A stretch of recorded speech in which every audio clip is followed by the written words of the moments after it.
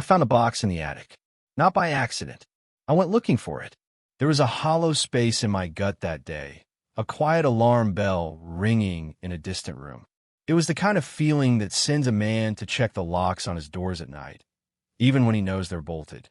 My son Michael had asked me to look for some old photo albums, the ones from before his mother passed. He and his wife, Sarah, were doing some kind of digital archiving project. They use words like that. Digital archiving, it sounded sterile and cold, like they were handling evidence from a crime scene instead of memories. The attic was hot. It smelled of ancient dust and baked pine and the ghosts of cedar mothballs. A single, bare bulb threw a weak yellow circle of light onto the floorboards. I had to stoop to keep from hitting my head on the rafters. Everything was in its place. My old uniforms, sealed in plastic. My father's tools, oiled and wrapped in canvas. And the small, cedar-lined chest where I kept things that mattered. I knew before I opened it. The same way you know a storm is coming by the color of the sky. The latch wasn't quite right. It was a fraction of an inch off, not the way I leave things. I'm a man who notices details. It's how you stay alive in a jungle. It's how you build a cabinet that will last 100 years. It's how you know when something is wrong. I lifted the lid. The velvet lining was there, still a deep, dark blue. The little indentations were there, too. 4 of them. 4 empty, hollowed-out spaces in the fabric. A perfect, silent testament to what was missing. The air medal. The bronze star. The purple heart. My good conduct medal. Gone. My breath didn't catch. My hands didn't shake. I just stood there in the weak, yellow light, looking at the emptiness. It felt familiar. A reflection of the hollow space inside me. For a long moment, the only sound was the buzzing of a fly trapped against a dusty window pane and the faint, tinny sound of my grandson Ben's video game bleeding through the floorboard from his room below. I closed the lid. The click was soft, but it echoed in the hot, still air. I carried the box downstairs. Michael was in the living room, scrolling through his phone. Sarah was at the dining room table, her laptop open, a glass of iced tea sweating beside it. The television was on, but no one was watching it. It was just noise to fill the space. "Find the albums, Dad?" Michael asked without looking up. I placed the cedar box on the polished surface of the dining table. I set it down gently. I didn't slide it. I didn't drop it. I placed it. The sound was just a soft thud of wood on wood. Sarah looked up, annoyed at the interruption. Her eyes flickered from a box to my face. "What's that?" "It's empty," I said. My voice was level. It felt like it belonged to someone else. Michael finally looked up from his phone. He squinted at the box. "Empty? What's supposed to be in it?" "My medals," I said. A silence fell. It was different from the attic silence. This one was heavy and awkward. Sarah glanced at Michael. Michael's face went through a quick series of expressions. Confusion, then a flicker of recognition, then a carefully constructed look of mild concern. "Oh," he said. "Right. The medals." He didn't get up. He just leaned back on the sofa, one hand still holding his phone. "Ben needed them," Sarah said. She said it brightly, as if it were the most obvious, sensible thing in the world. She pushed a strand of hair from her face and took a sip of her tea. "For a history project." "Show and tell a history project," I repeated. It wasn't a question. It was an echo. "Yeah," Michael chimed in, finding his footing. He had to bring in something from a relative who was in a war. To make it personal. He was the star of the class, he smiled, a proud father. The smile didn't reach his eyes. "That was 2 months ago," I said. The timeline clicked into place in my head with cold, mechanical precision. 2 months. They had been here, in this house, rummaging through my life, and hadn't said a word. "Was it?" Sarah frowned, tapping a perfectly manicured nail on her laptop. "Time flies. Anyway, he got an A. Where are they now?" I asked. The hollow space in my gut was turning into a block of ice. This was the moment. The hesitation. The quick, darting look between husband and wife. The silent, lightning-fast negotiation.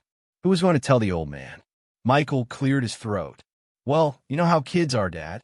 Things get misplaced. The word hung in the air. It was a weak, flimsy word. A word people use when they don't want to use a stronger one. A word like lost.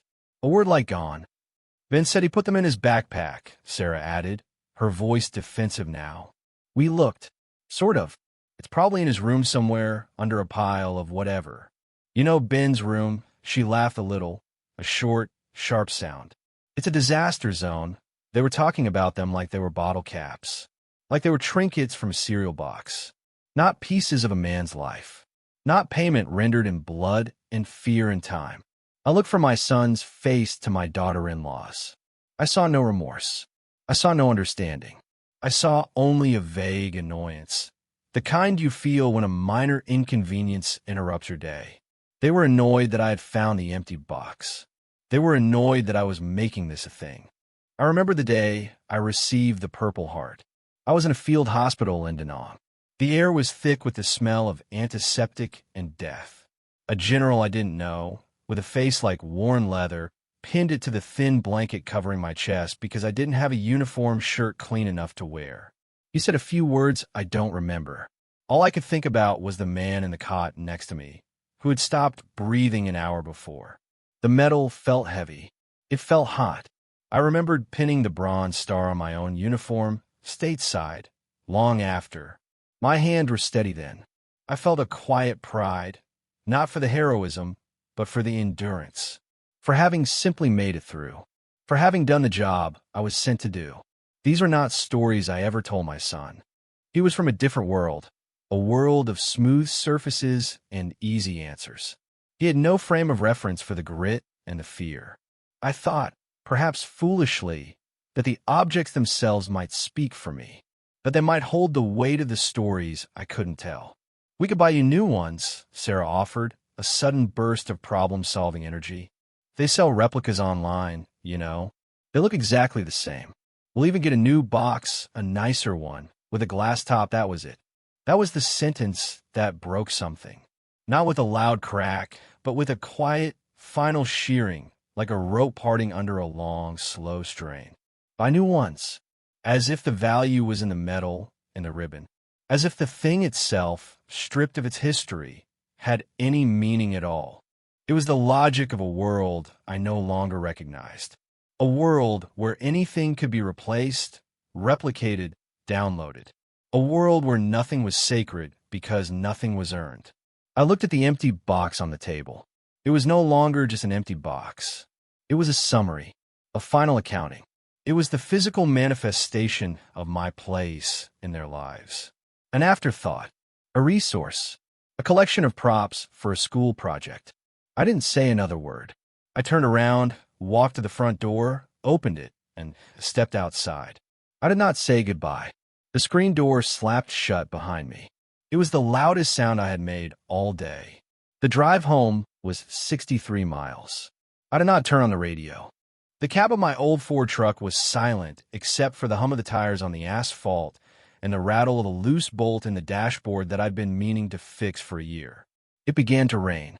Fat, heavy drops that splattered against the windshield. I turned on the wipers. The rhythmic slap, slap, slap, slap was a comfort. It was a mechanical, predictable sound. It was honest. I thought about my grandsons. Ben, the 12-year-old who had taken the medals. Leo, who was 10. I thought about the college trust funds I had set up for them the week each of them was born. It was not a fortune, not by Michael's standards, but it was a substantial amount of money. It was most of what my wife, Eleanor, and I had managed to save over 40 years of careful living. It was her idea. For their education, Frank, she had said, her hand on mine. It's the one thing no one can ever take from them. I had gone to the bank every month for 18 years, first for Chloe, then for Ben, then for Leo. I made the deposit myself. I liked the feel of the passbook in my hand, the crisp stamp of the teller's machine. It felt real, tangible, a promise being kept. When Chloe, my oldest granddaughter, had started college, the fund was there for her. She wrote me a letter, not an email or a text. A letter on thick, creamy paper written in blue ink. She told me she was studying history. She said she wouldn't have been able to go to her first choice school without my help. She said thank you. I still have that letter in the top drawer of my desk. The rain was coming down harder now, a solid sheet of gray. The wipers struggled to keep up. I gripped the steering wheel. My knuckles were white, but my hands were steady. There was no tremble. There was no rage. The hollow space was gone. The block of ice had melted. In its place was something hard and clear and immovable. It was the quiet that comes after the storm has passed, when all the debris has been washed away and you can finally see the landscape for what it is. It was a decision. It wasn't born of anger. Anger is a hot, messy thing. This was cold. It was calm. It was the simple, irrefutable logic of a balanced ledger. They had shown me what my history was worth to them. It was worth an A on a school project and a careless shrug. It was a trinket to be lost under a pile of dirty clothes. It was something that could be replaced with a cheap replica from the internet. I had spent my life providing, building, saving. I had built a home. I had built a family. I had built a future for them, brick by brick, deposit by deposit. I had assumed we were all building the same thing. I was wrong. We were not. They were dismantling my house to decorate their own. When I got home, the house was dark. It smelled of old books and lemon polish, the scent of Eleanor. I walked through the quiet rooms. In the kitchen, I didn't turn on the overhead light. I just stood in the gloom, listening to the rain drumming on the roof. I filled the old percolator with water. I spooned in the coffee, the same brand I've used for 50 years. I set on the stove and turned on the flame. I didn't use the automatic coffee maker Michael and Sarah had given me for Christmas 2 years ago. It was still in its box in the garage. They thought the percolator was old-fashioned, a relic. They didn't understand the ritual. They didn't understand the waiting, the listening for the gentle bubbling, the rich, dark smell that slowly fills the room. They just wanted coffee. Now, I sat at my small kitchen table and watched the little glass knob on the percolator lid. The water inside began to darken. A soft gurgle, then another. The sound was like a heartbeat. Steady, patient. I knew what I had to do. It was not a complicated plan. It was simple. It was direct. It was a series of small, deliberate actions. It was about making things right. Not for them. For me. The coffee was ready. I poured a cup.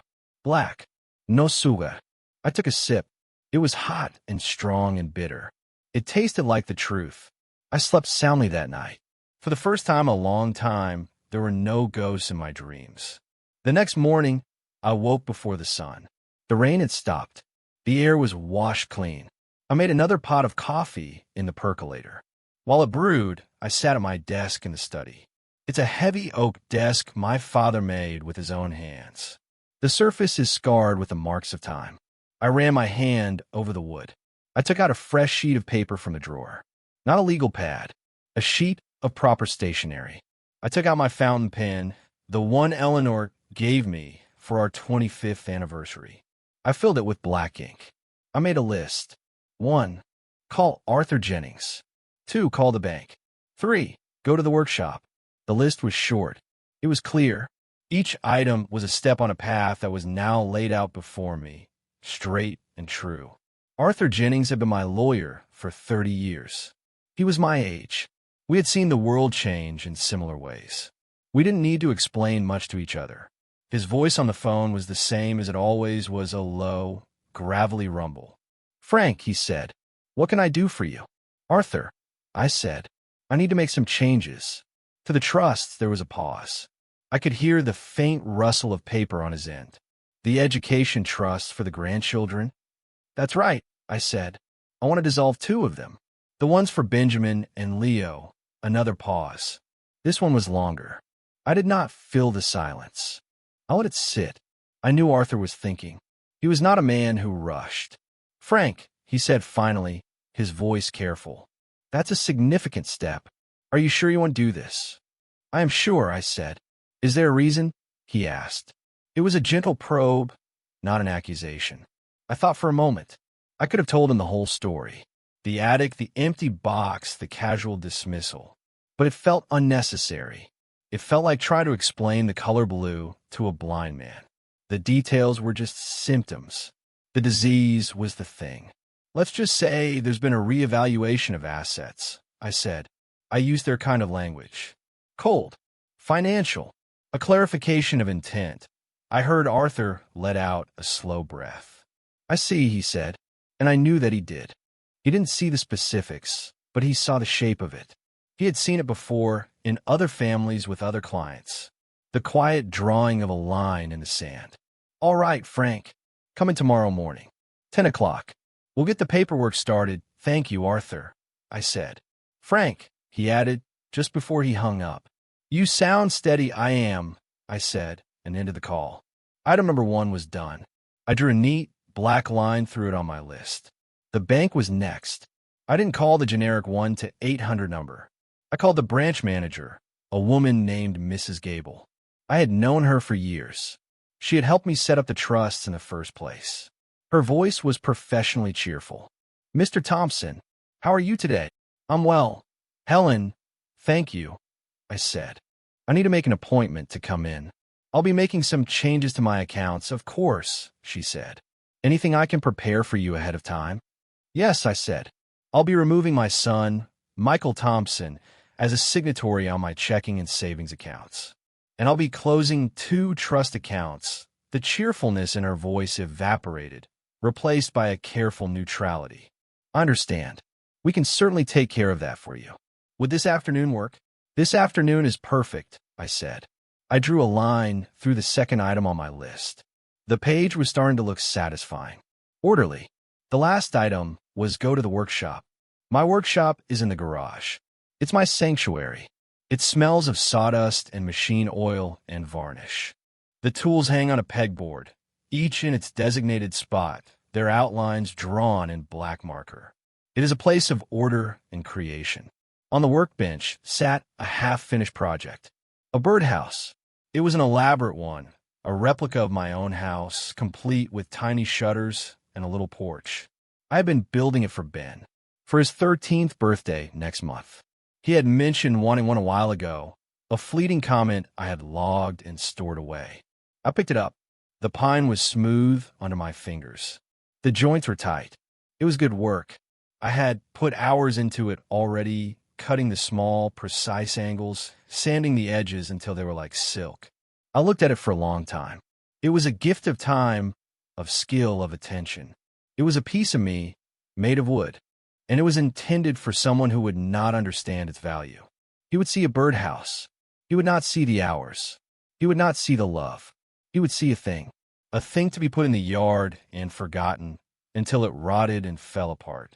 I took the birdhouse and placed it carefully on the concrete floor. I took a heavy mallet from the pegboard. The weight of it felt good in my hand. Solid. Real. I did not smash the birdhouse in a fit of rage. That was not the point. This was not about destruction. It was about reclamation. I used a mallet and a small pry bar. I began to methodically, carefully dismantle it. I worked backwards. I pried off the tiny shutters. I removed the roof, piece by piece. I separated the walls at the joints I had so painstakingly glued and clamped. I did it without damaging the wood. It took over an hour. When I was finished, there was no longer a birdhouse. There was just a neat stack of pre-cut, pre-sanded pine boards on my workbench. The project was gone, but the materials remained. The time I'd spent was not wasted. It had simply been reallocated. The wood could become something else. Something for me. I swept the floor of the workshop. I put the mallet and the pry bar back in their places on the pegboard. I looked at the neat stack of wood. I felt nothing, just a quiet sense of order restored. I drew a line through the third and final item on my list. The page was complete. I folded it once and placed it in my wallet. That afternoon, I put on a clean shirt and my good trousers. I drove to the bank. Mrs. Gable was waiting for me in her glass-walled office. The air smelled of clean carpets and money. She had the papers ready. I signed where she indicated. My signature was firm. There was no hesitation. I removed my son from my accounts. I signed the documents to begin the legal process of dissolving the trust for Ben and Leo. The funds, she explained, will be transferred back into a holding account under my name alone, pending the final legal dissolution. It will take a few business days for everything to process, she said, her expression unreadable. That's fine, I said. There's no hurry. As I was leaving, she stood up. Mr. Thompson, she said, your wife, Eleanor, she was a wonderful woman. She always spoke so highly of you. I paused at the door. I looked back at her. I said, and she was a wise woman. She believed in investing in people who valued the investment. I walked out of the bank into the bright afternoon sun. I felt lighter. The weight wasn't gone, but it had shifted. It was no longer a burden I was carrying for others. It was my own weight, and I was carrying it myself. The first text message arrived that evening. It was from Michael. I was sitting in my armchair, reading a book about the Civil War. The phone buzzed on the end table beside me. I ignored it. A few minutes later, it buzzed again. I let the book rest in my lap and picked up the phone. The screen was bright in the dim room. Dad? Tried calling. You didn't pick up. Everything okay? A minute later, card was declined at the grocery store. Sarah's. Must be a mistake at the bank. Can you call them? So it had begun. The card being declined was not my checking account. It was a separate account I had set up for them years ago for household emergencies and expenses related to my visits. I had put my son on as a signatory so he could use it. It was a convenience I had just revoked. I had forgotten about that one. It was a small, loose thread, and they had pulled it. I read the messages. I saw the progression. The first feigned concern. The second, the real issue, money. The smooth functioning of their lives had been disrupted. I did not reply. I held my thumb over the screen, over the little digital conversation. Then I pressed delete. The messages vanished. The screen was blank again. It was a clean, satisfying feeling. I went back to my book. The house phone rang an hour later. The landline. I let it ring. The answering machine picked up after the fourth ring. Michael's voice filled the quiet room. It was tight with irritation. Dad, pick up. It's me. Look, I don't know what's going on, but Sarah's card got declined, and now the bank is saying I'm not on the account anymore. This is a huge mess. I've got things to do. Call me back. Immediately, the machine clicked off. The silence that followed was profound. He didn't ask if I was okay. He didn't ask why I might have done it. He accused the bank of making a mistake, and then he ordered me to fix it. My role was clear. I was the fixer, the provider, the invisible mechanism that ensured their world ran smoothly. I did not feel anger. I felt a strange, cold pity. He had no idea. He was like a man yelling at the tide for coming in. He could not conceive of a world where the water did not obey the schedule he had in his head. The next day, I went to Arthur's office. It was a quiet place, filled with law books and the smell of old paper and leather. Arthur was sitting behind his large mahogany desk. He wore a tweed jacket, even in the summer. He didn't waste time with small talk. He had the documents spread out before him. Frank, he said, getting straight to it. Dissolving these two trusts is straightforward. The funds will revert to you as the grantor. There will be some tax implications, but nothing we can't manage. Good, I said. Now, he said, leaning forward, what do you want to do with the capital? You'll have a significant sum freed up. I had thought about this on the drive over. The money had been intended for education, for a future. The purpose felt right, even if the recipients were wrong. There's a third trust, I said. For my granddaughter, Chloe. Arthur nodded. Yes, fully funded and in good order. I want you to create a new, separate trust, an irrevocable one. Chloe will be the sole beneficiary. I want to transfer the full amount from the two dissolved trusts into this new one. Upon my death, Arthur raised his eyebrows. All of it, to Chloe. All of it, I confirmed. And I want to make some changes to my will. The house, the savings, the investments. Everything, let me guess, Arthur said, a wry, sad smile touching his lips. Chloe, and a portion to the VFW Post, I said. For the youth outreach program, Arthur sat back in his chair. He looked at me for a long moment. Your son, Michael, he began, then trailed off.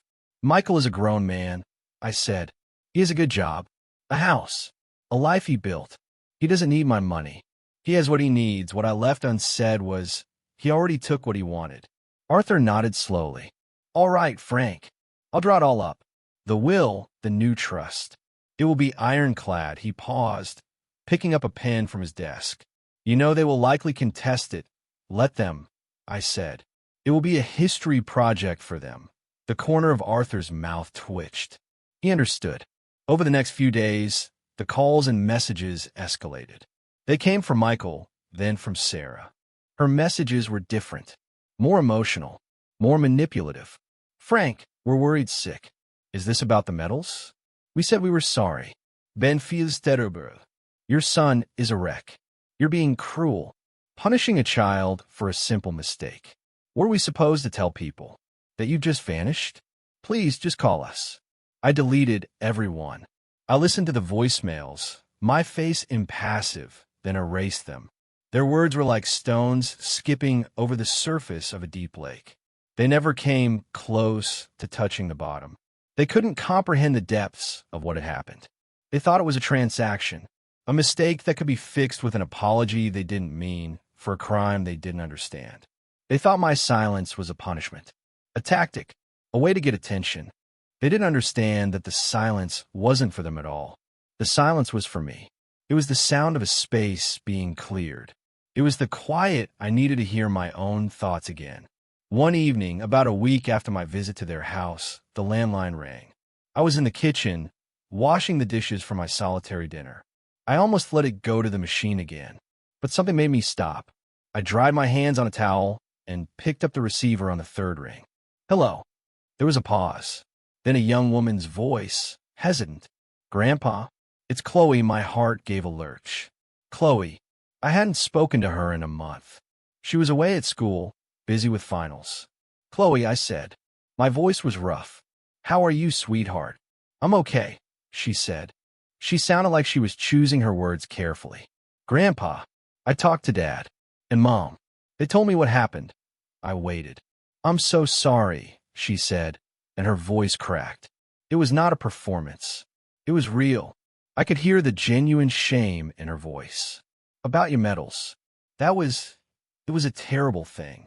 Ben is an idiot. He's a kid, but Mom and Dad, they should have known better. They just don't get it. Tears pricked at the backs of my eyes. It was the first time in a week I had felt anything close to warmth. It was the simple, profound relief of being seen, of being understood. It's not your fault, Chloe, I said, my voice thick. I know, but it's my family, and it was disrespectful. What you did, those things mean something. They're part of you. They're part of me, too. They're part of me, too. The words landed in my chest like a bomb. Are you okay, Grandpa? She asked, her voice soft. Dad said you're not answering your phone. He's freaking out. I'm all right, Chloe, I said. I'm just making some adjustments. Okay, she said. She didn't push. She didn't demand explanations. She just accepted it. Well, I just wanted you to know I was thinking about you. And I wanted to say I was sorry. And that I love you. I love you too, sweetheart, I said. Work hard in your studies. I will, Grandpa. Thanks to you. We said our goodbyes, and I hung up the phone. I stood in the quiet kitchen for a long time. The validation from my granddaughter, the one person who seemed to understand the language of my heart, solidified my resolve. It was not just about what was lost.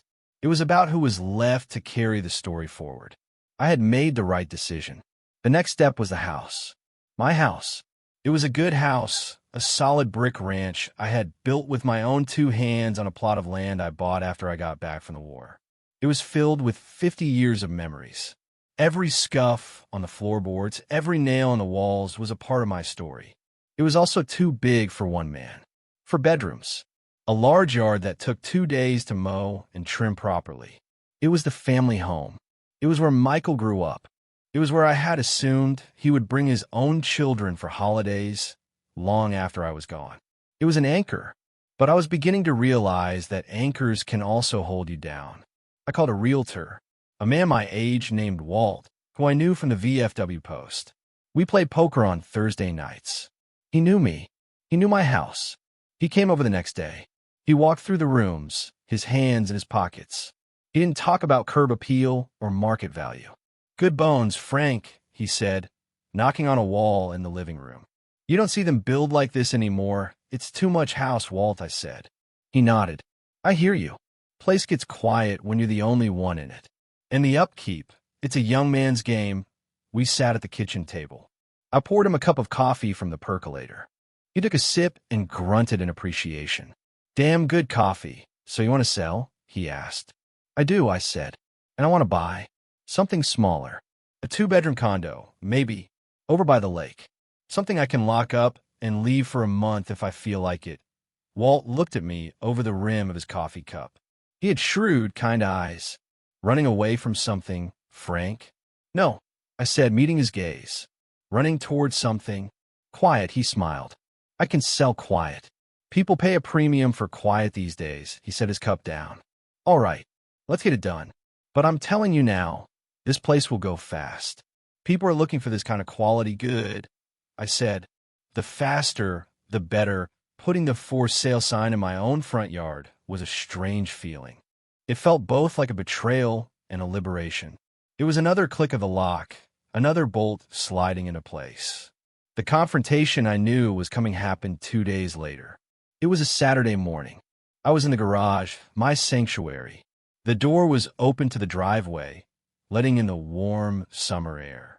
The radio was on, tuned to a classic rock station.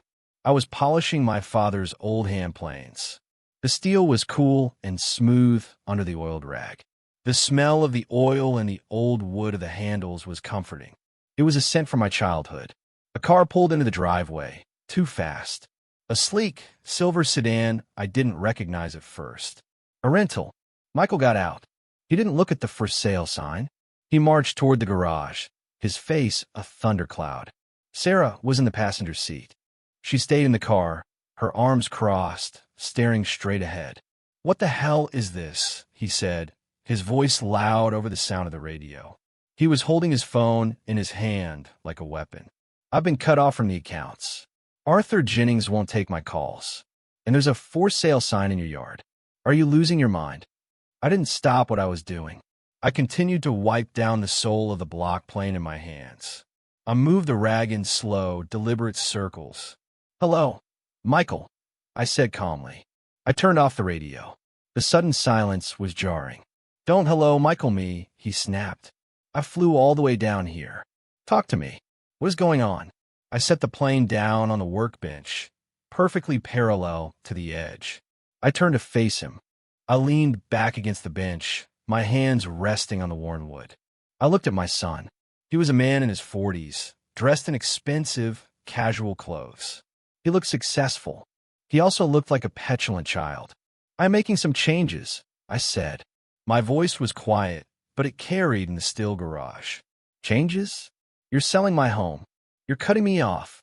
These aren't changes. This is a declaration of war. It's my home, Michael, I said, my voice still level. I built it, and it's my money. I earned it. I can do with him as I see fit. He stared at me, his mouth opening and closing. He was utterly baffled. This was not in his script. The old man was supposed to be contrite. He was supposed to be confused. He was supposed to be manageable. Is this about the goddamn metals? He finally sputtered, his face turning red. Is that what this is? You're going to blow up the whole family over some old pieces of metal. There it was. The dismissal. The complete, unadulterated failure to understand. He didn't see the disrespect. He only saw the disproportionate reaction. He couldn't connect the two because, to him, the initial act was meaningless. They were not just pieces of metal, Michael, I said. I did not raise my voice. I did not need to. They were a record, a testament. They were my history, a history your son lost, and you and his mother dismissed. You offered to buy me new ones. From the internet. I said the words plainly, without accusation. I've just laid the facts out on the workbench between us like tools. It was a mistake, he insisted. Kids lose things. Sarah was just trying to make it better. No, I said. She was trying to make it go away. She was trying to make me go away. You both were. You have been for years. I was just too tired to see it. Now I'm not. He looked at me, and for the first time, I saw a flicker of something other than anger in his eyes. It was fear. The fear of a world that no longer revolved around him. The fear of consequences. "What do you want, Dad?" he asked, his voice lower now. "An apology? Fine. I am sorry. We're sorry. Benish sorry. There. Are we done now? Can you stop all this madness?" His apology was a transaction. A coin offered to make the beggar go away. It had no value. "Yes, Michael," I said. "We're done." I reached over and pressed the button on the wall. The garage door began its slow, mechanical descent. The motor whirred. "Dad, wait," he yelled, taking a step forward. I didn't say another word. I just stood my ground, leaning against my workbench in my sanctuary. The door continued its journey. It cut off his expensive shoes, then his knees, then his waist. The last thing I saw was his face, a mask of disbelief and rage.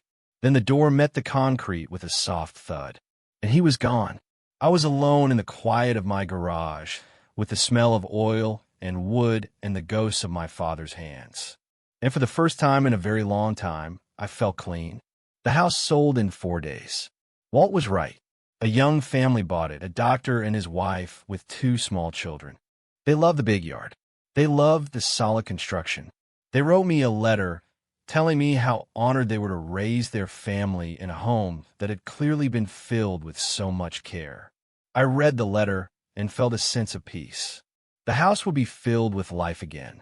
It had served its purpose for me. Now, it would serve it for someone else. I found a small 2-bedroom condominium on the 3rd floor of a clean, quiet building overlooking the lake. It had a balcony just big enough for a chair and a small table. From there, I could see the water and the sailboats in the summer. It was perfect. The move was a cleansing. I went through 50 years of accumulated life. I was ruthless. I kept what mattered. My books, my tools, my father's desk, Eleanor's jewelry box, which I gave to Chloe, the photo albums that Michael had originally asked for. I packed those myself carefully. The rest, I gave away. To the VFW, to Goodwill, to neighbors. I found that most of what I owned were just things. The memories weren't in the objects. They were in me. The objects were just anchors, and I was finally pulling them up. My new life was simple. It was quiet. I woke up when I wanted. I made my coffee in the percolator. The smell filled my small, clean kitchen. I would sit on the balcony and watch the sun come up over the lake. I read books. I went for long walks. I bought a new truck, not a sensible one, a vintage 1972 Ford F-100, cherry red. I'd wanted one since I was a boy. I paid cash for it. The money came from the account that Michael was no longer on. I spent my afternoons in the parking garage, tinkering with it, polishing the chrome, tuning the engine. It was a project with no purpose other than my own enjoyment. I spent time with Walt and the other guys from the Post. We'd fish off the pier. We didn't always talk much. We just sat, our lines in the water, watching the day go by. We understood each other. We were men of the same vintage. We had seen enough of the world to know that the most important things are often the quietest. Chloe and I built a new kind of relationship. She wrote me letters from college, telling me about her history classes, about the books she was reading. She told me she had added a minor in military history. She asked me questions, not about the fighting, but about the waiting, about the friendships, about what it was like to come home.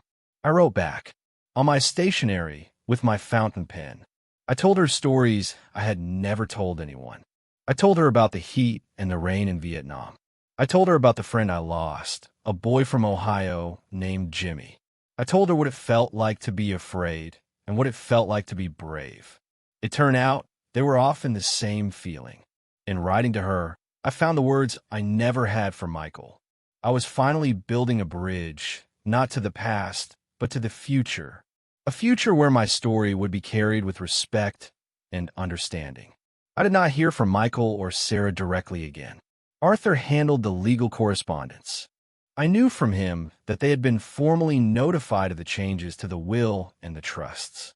Arthur said Michael had threatened to sue, to contest the will on the grounds of diminished capacity. Let him try.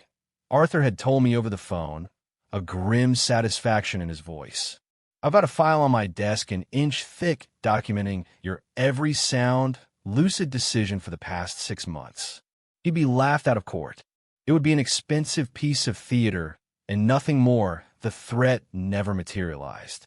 The cost, both financial and social, was likely too high. The smooth functioning of their world depended on a certain image. A public court battle with an estranged father did not fit that image. My new life settled into a rhythm, the rhythm of the seasons over the lake, the rhythm of my own making. The hollow space was gone. The block of ice was gone. The cold clarity had warmed into a steady, quiet peace. I was no longer waiting. I was no longer an afterthought. I was the main character in my own story again. One afternoon, a package arrived. It was a small, padded envelope with Chloe's return address. Inside was a small, velvet-lined box. Not the cedar one, a new one. I opened it. Inside, nestled in the dark blue fabric, were 4 medals.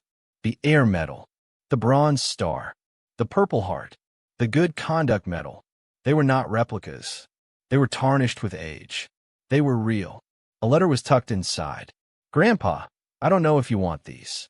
I don't know if it's painful to see them, but they don't belong with Ben or with Mom and Dad.